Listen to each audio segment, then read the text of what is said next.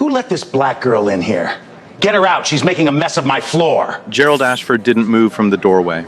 He held his champagne glass, his face contorted with disgust. Hope Lawson stood still, 18 years old, calm. I'm here for the board meeting. I'm new heiress. Then Gerald's laughter shattered the silence, loud, cruel. Heir? You? Look at her. Ragged clothes, black skin, and she calls herself the heir? Girl, the only thing you inherited is a mop. Brenda yelled. Call a doctor to examine this black monkey. Ridiculous. Hope said nothing. Didn't blink.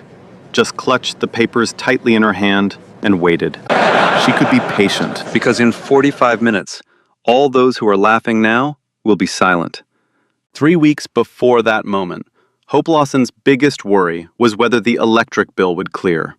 She woke at 5:45 every morning in a 2-bedroom apartment in Decatur, Georgia, the kind of place where the paint peeled in long strips above the stove, and the window AC unit rattled like it was begging to die. Hope didn't complain. She never did. She made herself breakfast the same way every day. 2 eggs, scrambled dry.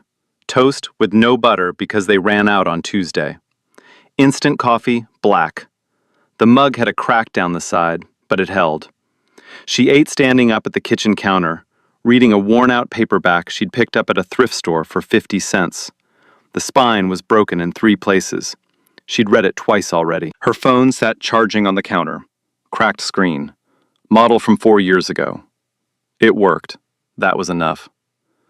Before she left, she wrote a note on a napkin and set it next to the coffee pot. Mom, ate breakfast. Don't forget to eat yours. Love you. Her mother Denise was asleep in the next room, still in scrubs. She'd gotten home at 4 a.m. from a 12-hour nursing shift at Grady Memorial, her second double this week. Hope locked the door quietly. She walked down the front steps into the morning heat. Georgia in July doesn't wait for the sun to rise before it starts pressing down on you. By 6 a.m., the air was already thick and damp, like breathing through a wet cloth. She walked past the barber shop that hadn't opened yet, past the church with the hand-painted sign out front, past Mr. Coleman watering his lawn in house slippers. Morning, Hope. Morning, Mr. Coleman. That was her world. Small, quiet, honest. Nobody in this neighborhood would have guessed that this girl, this quiet, book-reading, toast-eating girl, had just been named the sole heir to a $280 million fortune. Including her, by the way. She barely believed it herself. 3 weeks earlier, Hope's phone had rung during dinner. The voice on the other end was calm, precise, professional. My name is Elaine Crawford. I'm a senior partner at Crawford & Associates. I'm calling about your grandmother, Constance Lawson. Hope almost hung up. She didn't have a grandmother, at least not one she'd ever met. Her father left before she turned 1. The Lawson side of the family was a ghost story. Names without faces, questions without answers. Denise never talked about them. But Constance Lawson was real. Very real. She had spent 40 years quietly building a fortune through real estate and stock holdings across the Southeast. No social media, no interviews, no public profile, just decades of disciplined, silent wealth accumulation. And she left every single dollar of it to Hope. $280 million. Plus a 40% ownership stake in the Ridgemont Country Club, the most exclusive private club in the state of Georgia. Attorney Crawford explained it all in a 30-minute phone call that changed Hope's life forever. Your grandmother wanted you to have this, Hope. All of it. She watched you from a distance your whole life. She chose you. Hope sat on her bed that night and stared at the cracked ceiling above her. The AC rattled. A dog barked outside. $280 million. She didn't sleep until 4 in the morning. Today was the day Attorney Crawford had arranged for Hope to meet the club's board of directors. An official introduction, papers to sign. A formality, Crawford said. It didn't feel like a formality. Hope walked up the long gravel driveway toward Ridgemont Country Club on foot. She didn't own a car. The bus dropped her 2 blocks away. The club rose in front of her like something from another century. White columns, a circular stone fountain, perfectly trimmed hedges lining a path made of imported flagstone. Mercedes, BMWs, and Cadillacs gleamed in the parking lot like polished teeth. Hope looked down at herself. Jeans, white t-shirt, old sneakers. She pushed open the front door. Inside, a crystal chandelier hung over a marble foyer. Oil paintings lined the walls. A glass trophy case stretched along the corridor. The air smelled like leather and fresh orchids. A woman in a silk dress walked past her, glanced at Hope, clutched her purse a little tighter, kept walking. The gate guard had already asked for her ID twice, radioed someone, didn't smile. The front desk attendant looked up, looked at Hope, looked at her jeans, looked back up. "Can I help you?" "I have an appointment," Hope said, "with the board." The attendant picked up the phone. Hope waited. She didn't know it yet, but Attorney Crawford was stuck in traffic on I-285. She was going to be 20 minutes late. 20 minutes was all Gerald Ashford needed. Hope stood by the welcome desk for 6 minutes before Gerald Ashford noticed her. 6 minutes of standing still, folder in hand, while guests in cocktail attire drifted past like she was furniture. A waiter offered champagne to the couple behind her, didn't look at her. A woman in pearls squeezed past with an exaggerated sidestep, as if Hope might be contagious. Then Gerald's voice cut through the noise like a blade. "Barbara." He was talking to the front desk attendant, not to Hope, never to Hope. "What is this person doing in my lobby?" Barbara looked nervous. "She says she has an appointment, Mr. Ashford." Gerald set his champagne down, adjusted his cufflinks, walked toward Hope the way a man walks toward a stain on his carpet. He didn't greet her. He circled her, looked at her sneakers, her jeans, her t-shirt. His lip curled. "An appointment," he repeated. "With whom exactly?" Hope met his eyes, steady, even. "With the board. I'm the new heiress to the Lawson estate. I hold 40% ownership of this club." Gerald's face went blank for half a second. Then the corner of his mouth twitched. Then the laugh came. Not a polite laugh, not a surprised laugh, but the kind of laugh that's meant to break a person in half.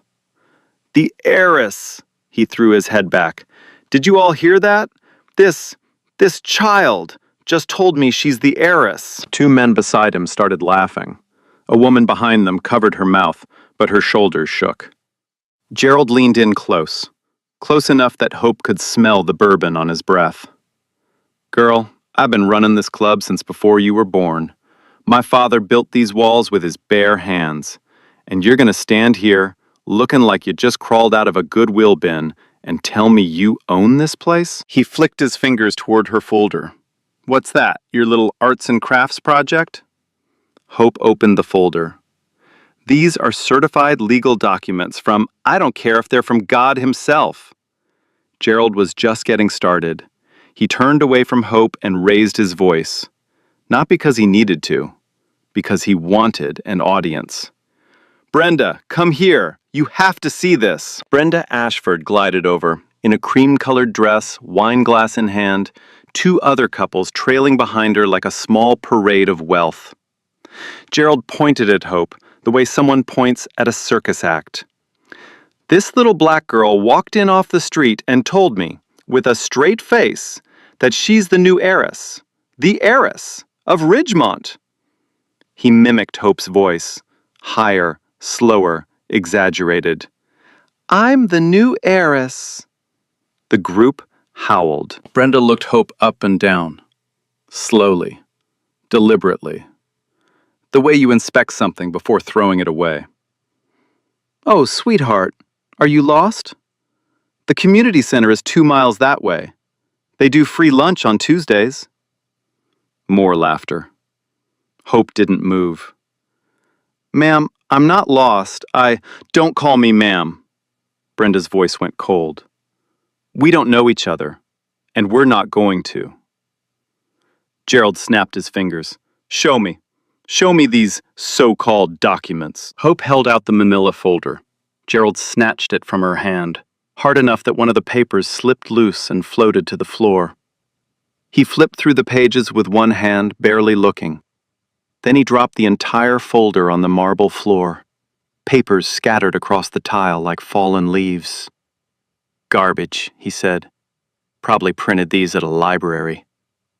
Hope knelt down. One by one, she picked up the documents. Her hands were steady. Her face was blank. Nobody helped her. 30 people in that lobby. Crystal chandelier above. Oil paintings on the walls. A girl on her knees picking papers off the floor, while a man in a $3,000 suit stood over her. Not one person moved. Brenda sipped her wine. Gerald, honestly, just get rid of her. She's ruining the energy. A man in a navy blazer leaned toward his wife and whispered, "Where did she even come from?" His wife whispered back, "Probably saw the gate open and walked in." Hope stood up, folder reassembled. She held it against her chest again. "I'm not leaving," she said quietly. "My attorney is on her way." Gerald's smile vanished. "Your attorney." His voice dropped low. "Dangerous. You don't have an attorney. You don't have anything. You're a nobody who wandered into a place she doesn't belong, and now you're wasting my time." He stepped closer. His shadow fell over her. "Let me make this very simple for you. People like you do not come here. People like you do not own things like this. And people like you do not tell me what to do in my house." He let the word "my" hang in the air like a verdict. Gerald didn't ask. He commanded. "Todd!" He snapped his fingers twice, loud and sharp, the way you call a dog. "Get over here. Now." Officer Todd Nelson appeared from the side corridor. Late 30s, stocky build, polo shirt with the Ridgemont security patch on the chest, hand already resting on his belt. "Mr. Ashford? This girl is trespassing. Get her out." Nelson looked at Hope. His eyes went to her clothes first, then her skin, then back to Gerald. "Yes, sir." He walked toward Hope, not beside her, at her. Chest puffed, jaw set, feet heavy on the marble. "Ma'am, you need to come with me." Hope didn't move. "I'm not trespassing. I have a legal right to be here. My attorney is en route." "Ma'am, I'm going to need you to step outside right now." "No." Nelson's hand moved from his belt to her arm. His grip was firm, too firm. His fingers dug into the soft skin above her elbow. "Let go of me," Hope said. Not loud, not panicked, just clear. He didn't let go. He pulled. Gerald watched from behind, arms crossed, chin lifted. Satisfied. "If she resists, call the police. I want her arrested." Nelson pulled harder. Hope planted her feet. She looked at him the way you look at someone who's making the worst decision of their life and doesn't know it yet. "I said let go." Brenda laughed from across the lobby. "Oh, she's feisty. Maybe they should send 2 cars." A young woman near the window pulled out her phone and started recording. She didn't say anything. She just held the phone steady. An older man at the bar shook his head. "This doesn't feel right," he muttered, to no one in particular. But he didn't move either. Nelson reached for his radio. "This is Nelson at the main lobby. I need police assistance. We have a trespasser who's refusing to leave. Black female, late teens." The radio crackled back. "Copy, units en route." Gerald smiled. The kind of smile that says, "I always win." They came fast. 6 minutes. 2 patrol cars. Ridgemont had a direct line to the local precinct. Membership had its privileges. 2 officers walked through the front door, boots echoing on marble. The lobby had gone quiet. Guests stood along the walls like spectators at an arena, drinks in hand, watching. Gerald met them first. He was animated, loud, performing. Officers, thank God. This girl barged in here uninvited. She's been causing a disturbance, refusing to leave, and making wild claims about owning the club. He lowered his voice just enough to sound reasonable. Honestly, I'm concerned she might be casing the place. The first officer, tall, mid-40s, approached Hope. Ma'am, can I see some identification? Hope reached into her back pocket slowly.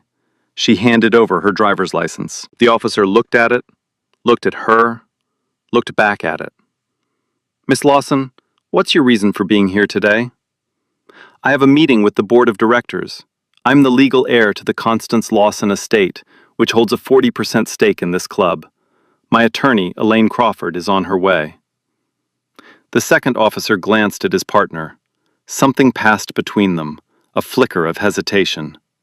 The first officer turned to Gerald. Sir, she has valid ID. Is she threatening anyone? Gerald's face reddened. She's threatening the integrity of this club. She's lying. She's trespassing. I want her removed, now. The officer hesitated. He looked at Hope again. He looked at Gerald. Gerald Ashford, whose name was on the donor wall 15 feet behind them, whose family had funded the precinct's annual gala for a decade. Miss Lawson, the officer said slowly, for your own safety, I'm going to need you to step outside. Hope looked him dead in the eye. I know my rights, officer. I have not committed a crime. I am not leaving. Gerald stepped forward. You heard her. She's refusing a lawful order. Arrest her. The officer paused, looked at Gerald, looked at the marble floor, the chandelier, the oil paintings, the room full of wealthy white faces all staring at him. He reached for his handcuffs. Ma'am, please turn around and place your hands behind your back. The handcuffs didn't go on gently. The officer turned Hope around, pulled her wrists behind her back, and clicked the metal shut 2 notches too tight. The cold steel bit into her skin. She felt the ridges press against the bones of her wrists. Is this necessary? Hope asked. Her voice was steady, but quieter now. The officer didn't answer. Gerald was standing 10 feet away, arms crossed, watching the way a man watches a problem being solved. Brenda had moved closer, phone in hand, recording with a little smile on her face. Check her bag, Gerald said. Not a suggestion, an order. The second officer looked at Hope's canvas tote sitting on the floor by the welcome desk. Small, worn, olive green. A book poking out of the top. Ma'am, I'm going to need to search your bag. Hope looked at him, hands cuffed behind her back. Do you have a warrant? It's standard procedure. No, it isn't. I don't consent to a search. Gerald took a step forward. Just open the damn bag. She probably stole something on her way in. Check her pockets, too. The officer hesitated. He looked at Gerald. He looked at the room. 50-plus guests, all watching, all silent, all wealthy, all white. He opened the bag. One by one, he pulled out the contents and set them on the welcome desk. A paperback novel with a broken spine. A water bottle, half empty. A pen. A stick of spearmint gum. The manila envelope with Hope's legal documents. The same ones Gerald had thrown on the floor minutes earlier. He opened the envelope, glanced at the papers inside, didn't read them, set them down. Nothing stolen, nothing suspicious, nothing at all. Gerald didn't blink. Check her pockets. The officer turned Hope around again. He patted down her jeans pockets, found her cracked phone. Her wallet, inside $11 and a bus pass. Her apartment key on a plain metal ring. He set everything on the desk next to her bag. Hope stared at her belongings spread out on the counter like evidence. Her entire life laid bare in front of strangers. $11, a bus pass, a cracked phone, a library book. Gerald looked at the items, snorted. That's what I thought. Not exactly Heiress material, is it? Brenda laughed, A bright, sharp laugh, like glass breaking. Hope's jaw tightened. That was the only sign, the only crack. "You just conducted an illegal search," she said finally. Quiet, controlled. "I did not consent, and every second of this is being recorded." The officer's eyes flickered toward the young woman in the corner, still holding up her phone. He looked away fast, but he didn't uncuff Hope. He didn't return her things. He didn't apologize. He just stepped back and waited for someone else to make the next decision. Gerald made the next decision. He always did. He walked toward Hope slowly, hands in his pockets. The crowd parted for him without being asked. That's how power works in rooms like this.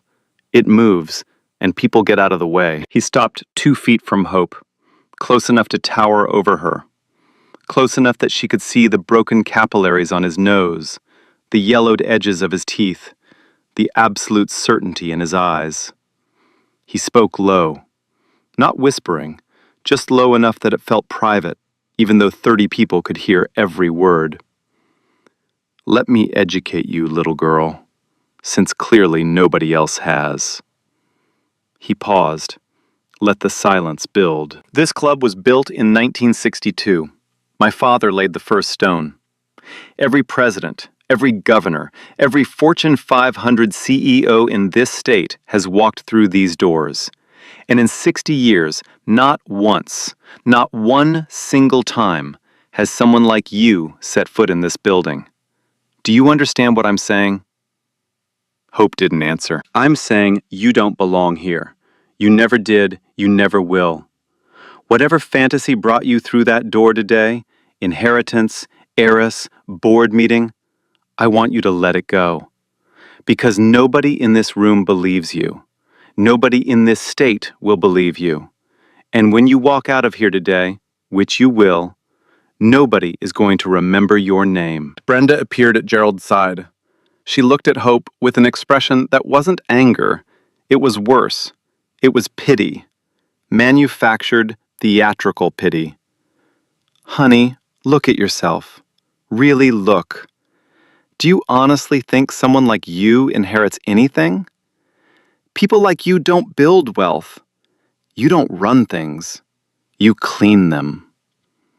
Hope's chest rose and fell. Once. Slowly. She said nothing. Gerald turned to Officer Nelson. "Take her to the back office. I don't want her in the lobby anymore. She's upsetting the guests." Nelson stepped forward. Hope stepped back. "No, I'm staying right here, in front of everyone." Gerald's jaw tightened. The mask of amusement was slipping. Underneath it was something harder, meaner. "Book her," he said to the officers. "Trespassing, disorderly conduct, whatever you've got. I want her gone, and I want it on record." The first officer reached for his notepad. "Ma'am, you're being placed under arrest for trespassing and disorderly conduct. You have the right to remain silent."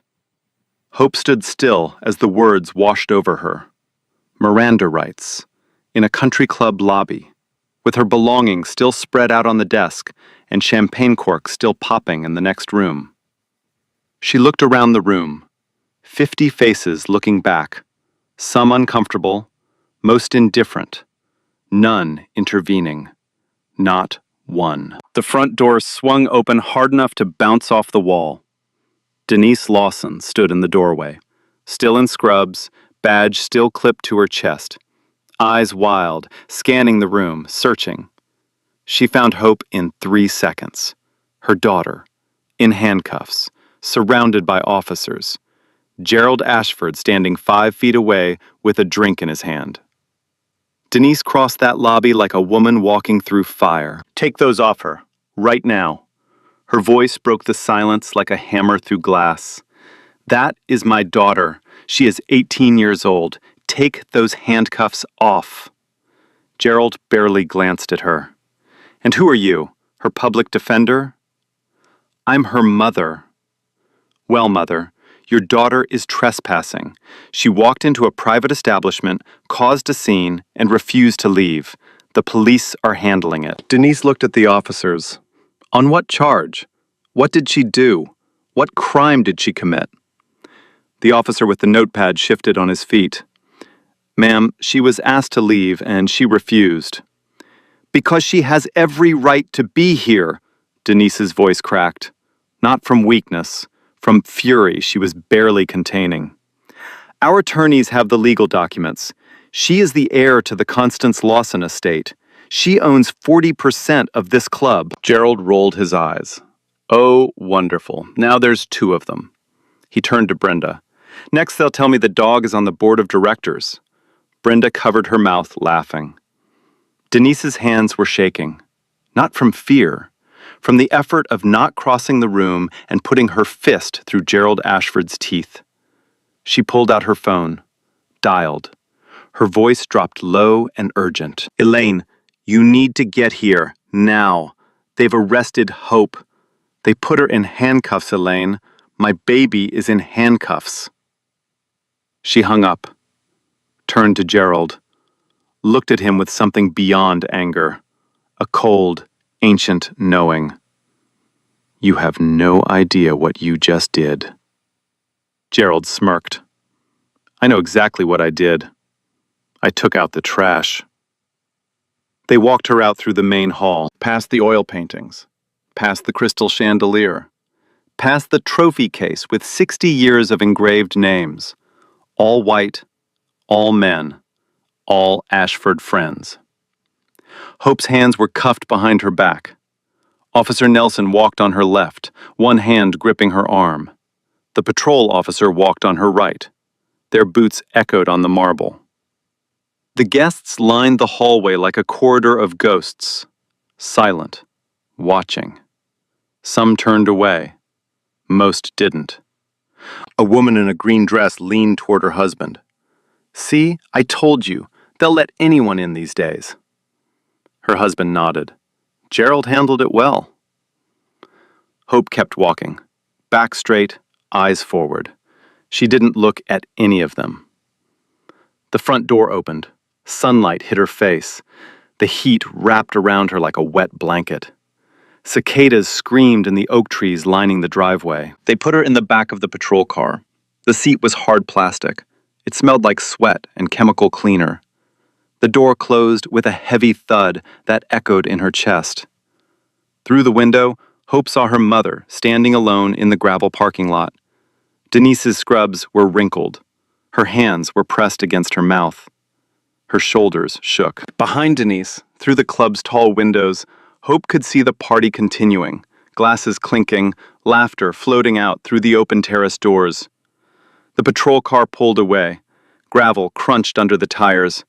Red and blue lights reflected off the white columns of Ridgemont as the car turned onto the main road. Hope sat in the back seat, hands cuffed, staring straight ahead. She didn't cry. Not one tear. She was done waiting. She was done being patient. One thought played over and over in her mind, clear and cold as ice. They have no idea what's coming. 45 minutes. That's how long Hope sat in the holding area of the Decatur County Police Station. Cinder block walls painted the color of old teeth. A metal bench bolted to the floor. A fluorescent light buzzing overhead, flickering like it couldn't make up its mind. Hope sat with her hands in her lap. The cuffs were off, but the red marks were still there. 2 angry lines circling her wrists, like bracelets she didn't ask for. She didn't speak, didn't call anyone. Just sat, back straight, eyes on the door. Then the front door opened. The sound of heels on linoleum came first. Sharp, precise, each step landing like a verdict. Attorney Elaine Crawford walked into that station like she owned the building and was disappointed in its upkeep. Navy suit pressed to a razor's edge. Designer briefcase, gold clasps. Every detail deliberate. Behind her, Attorney Russell Whitmore, tall, gray at the temples, former federal prosecutor. He carried a leather portfolio and a look that said someone was about to have a very bad day. Crawford didn't stop at the front desk. She walked past it. The sergeant stood up. Ma'am, you can't just, I can and I am. She walked straight to the holding area. saw Hope through the glass, opened the door, looked at her wrists, at the red marks. "Are you hurt?" Hope shook her head. Crawford turned and walked back to the front desk. She opened her briefcase with 2 clean clicks and began placing documents down, one by one, like dealing cards. "My name is Elaine Crawford, senior partner, Crawford & Associates. This is my co-counsel, Russell Whitmore. You are currently holding my client, Hope Lawson." First document. "Last will and testament of Constance Lawson, notarized, filed with Fulton County Probate Court." Second. Probate court order confirming Hope Lawson as sole heir, estate valued at $280 million. Third. Certified ownership certificate, 40% stake in Ridgemont Country Club. Fourth.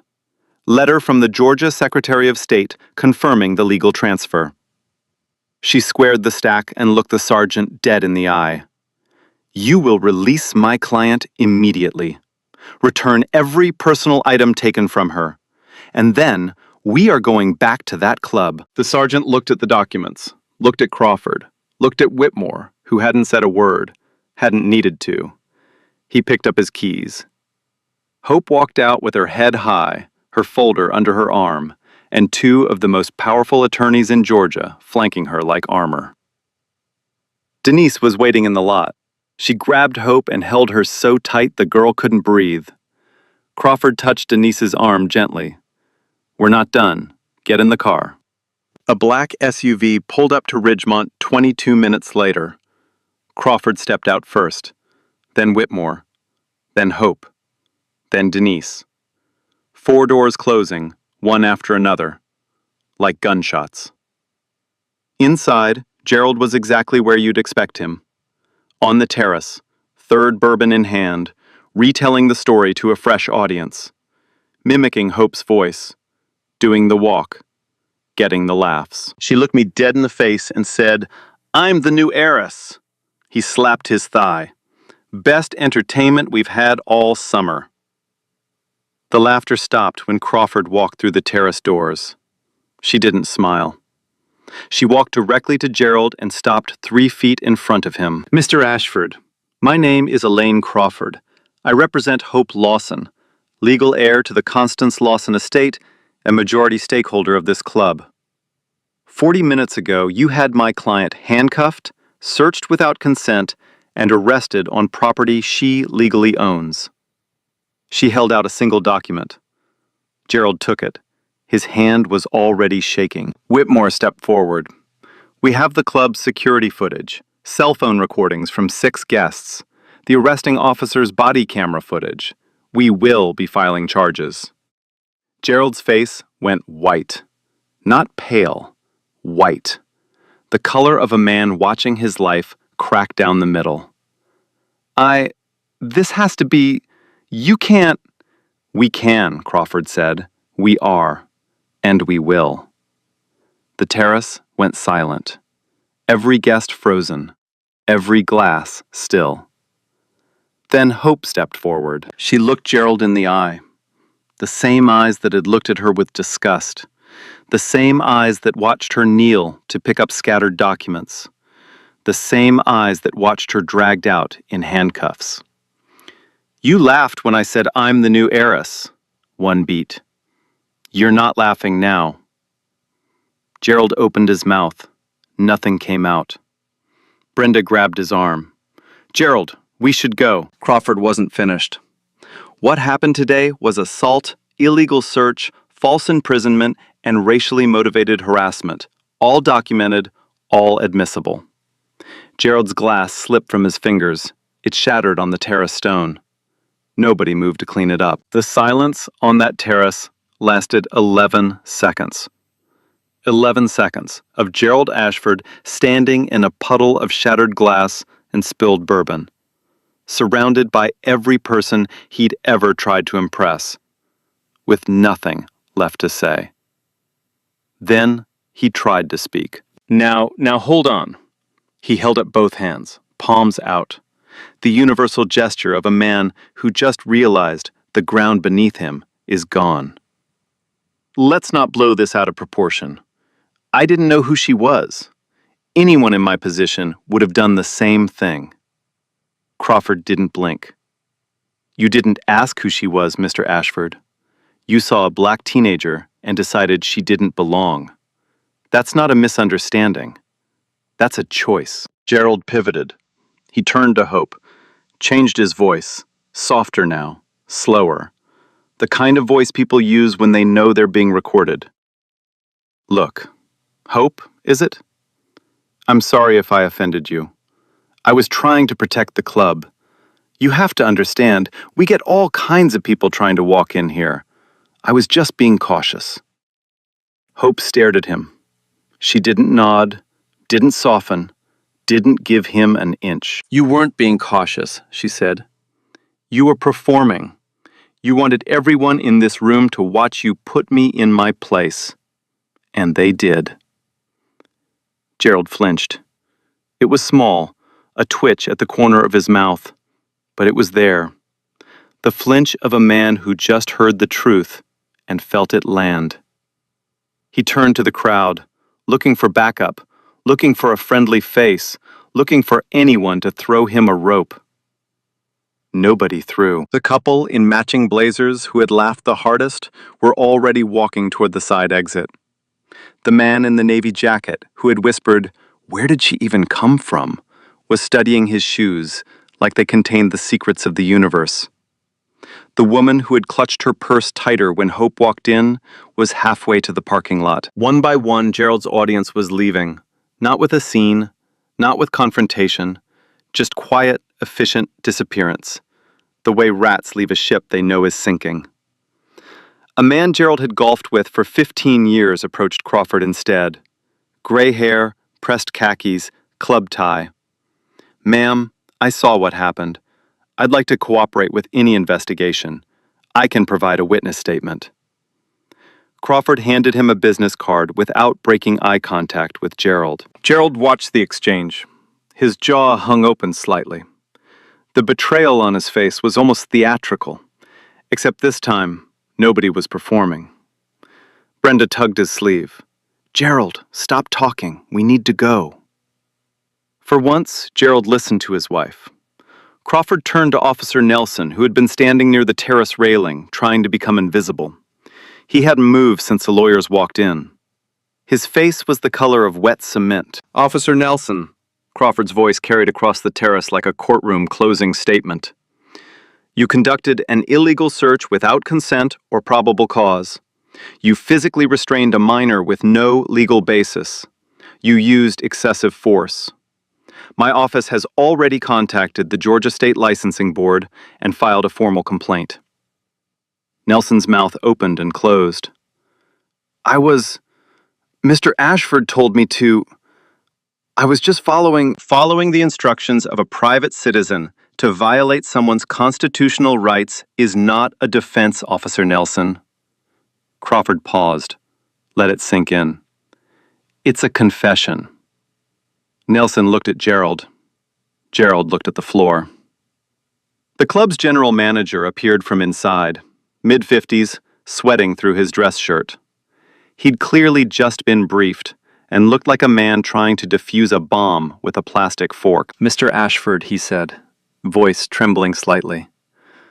"I've been informed of the situation. Your membership is under review, pending the board's emergency session this Friday." Gerald spun around. "Under review? My father built this club. My name is on that wall."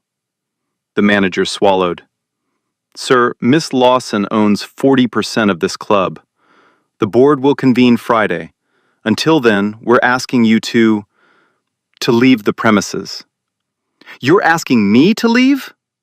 "Yes, sir." Gerald looked around one last time. The terrace was nearly empty now. Abandoned glasses on tables, napkins on the floor, the fountain still trickling in the courtyard below, indifferent to everything. Brenda pulled him toward the back exit. No one walked them out. No one said goodbye. No one even looked up. The back door closed behind them with a soft click. And just like that, Gerald Ashford left the Ridgemont Country Club for the last time in his life. He just didn't know it yet. The first phone call came 48 hours later.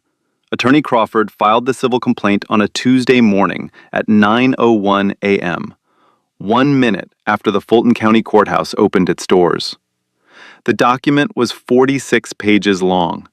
Every page was a nail in Gerald Ashford's coffin. The charges read like a grocery list from hell: assault, false imprisonment, illegal search and seizure, racially motivated harassment, intentional infliction of emotional distress. Filed against Gerald Ashford personally, against Ashford Holdings as a corporate entity, against the Ridgemont Country Club for institutional negligence, and against the Decatur County Police Department for unlawful arrest and violation of Fourth Amendment rights. Total damages sought, $15 million. The same day, Crawford's office sent a formal complaint to the Georgia State Police requesting a criminal investigation into Officer Todd Nelson and the 2 responding patrol officers.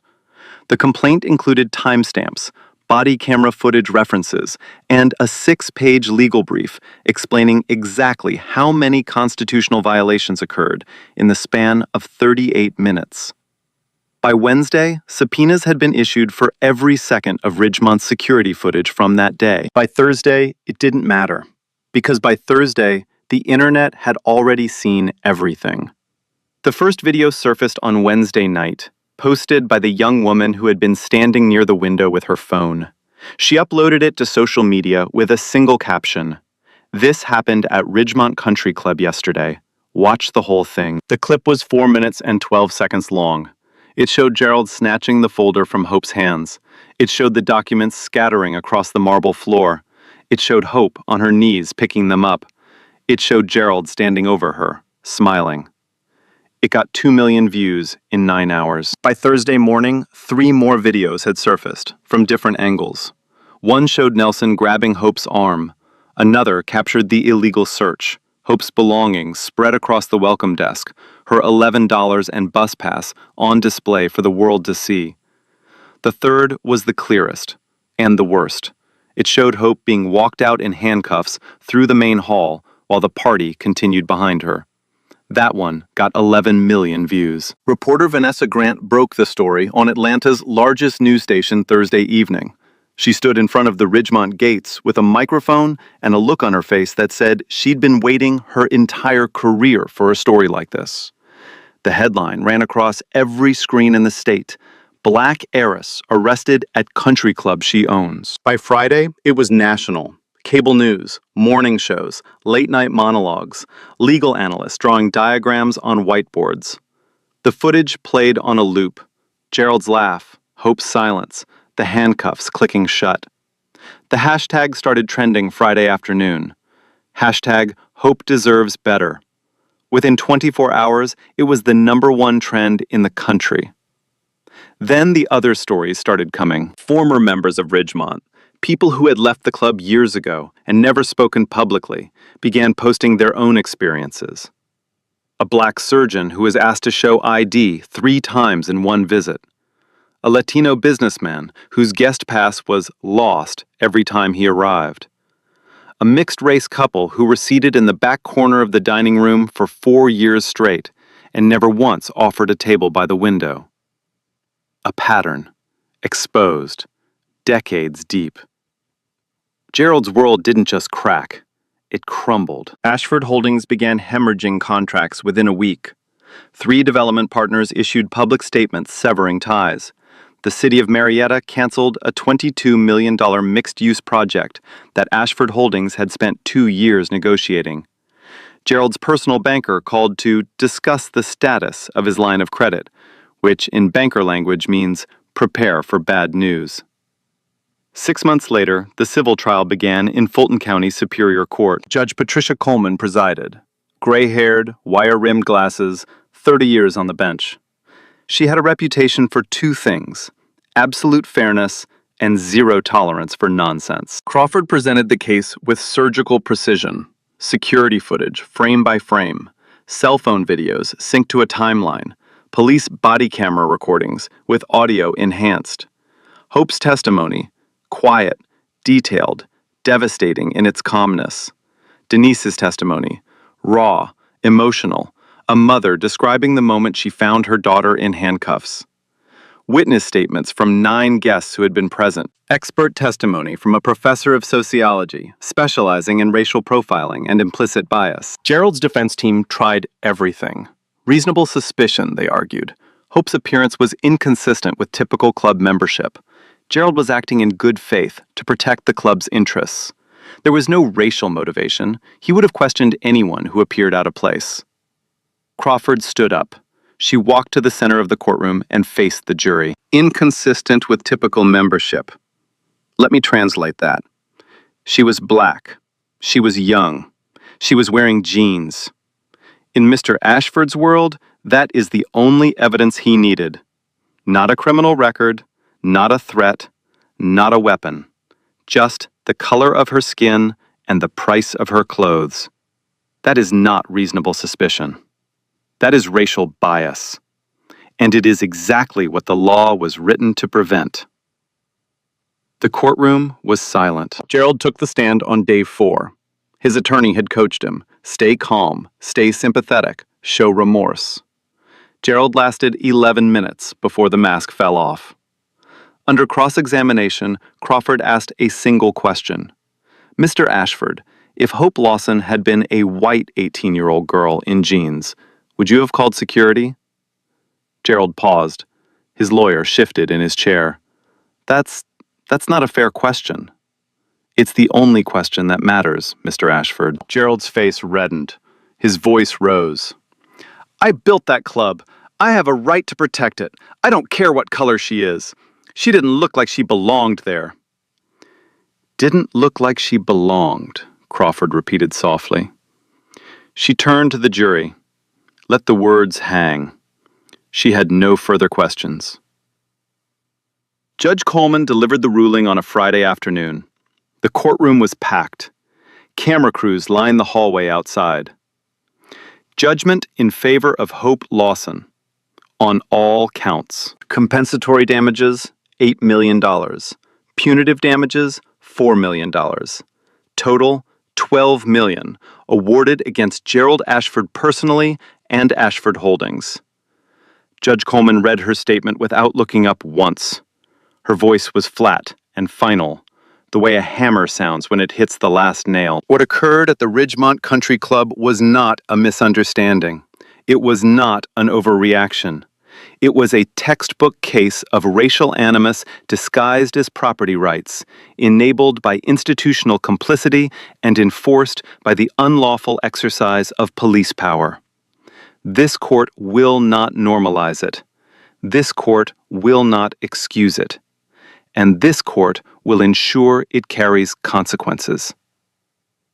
Officer Todd Nelson, security license permanently revoked, charged with misdemeanor assault, convicted. The 2 responding patrol officers, suspended 90 days without pay, mandatory bias training, permanent disciplinary marks on their records. The Decatur County Police Department, settled for $2.5 million, agreed to implement mandatory de-escalation training, civilian oversight review, and revised use of force protocols. Gerald Ashford, permanently banned from Ridgemont Country Club, assets frozen pending payment.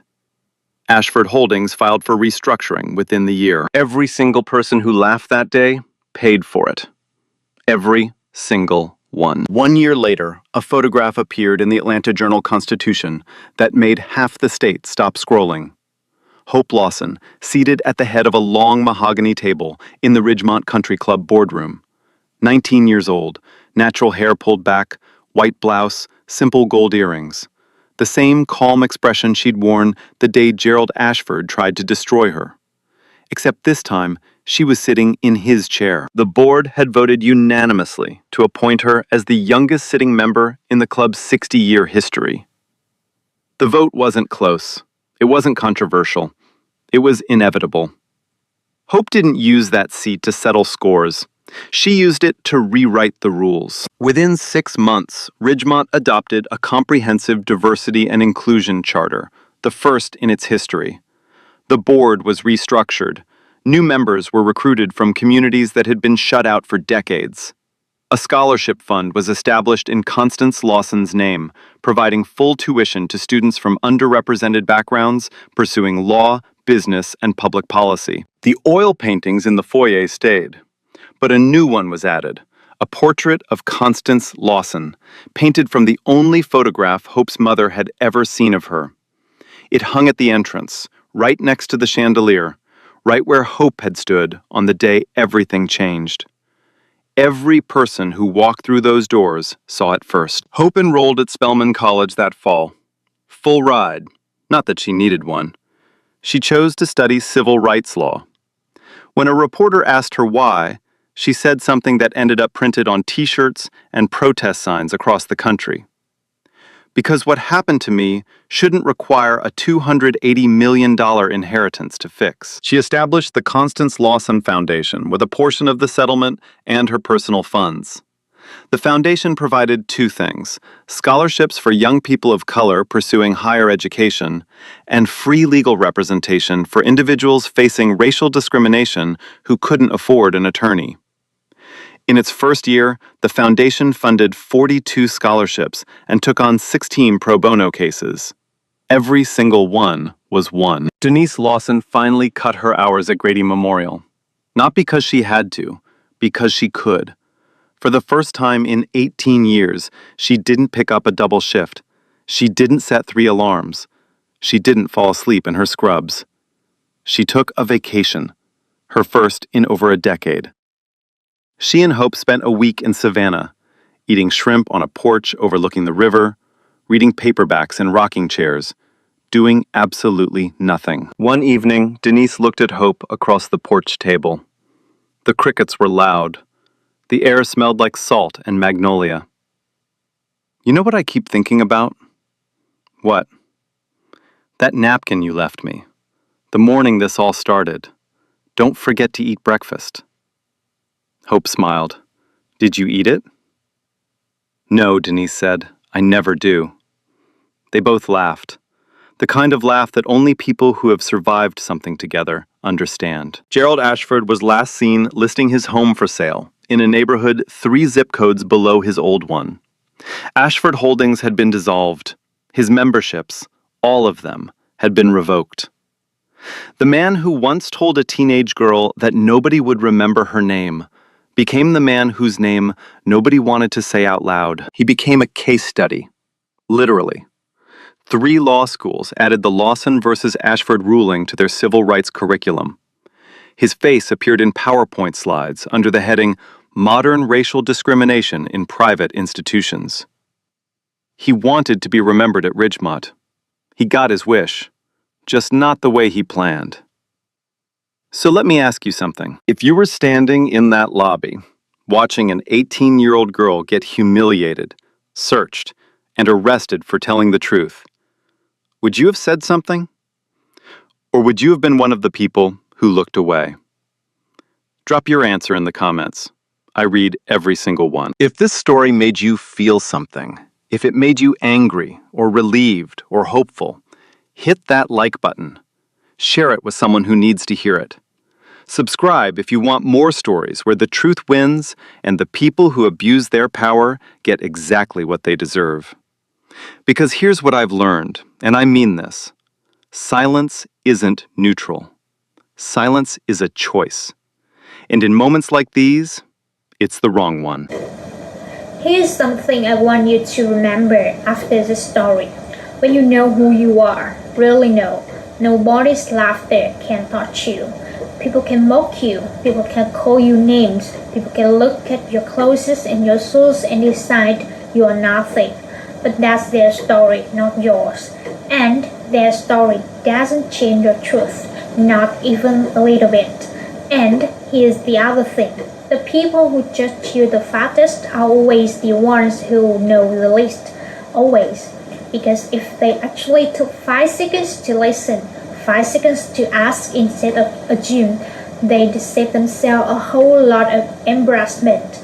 But they don't, because judging is easier than listening, and that's their loss, every single time. So, if someone laughs at you today, let them.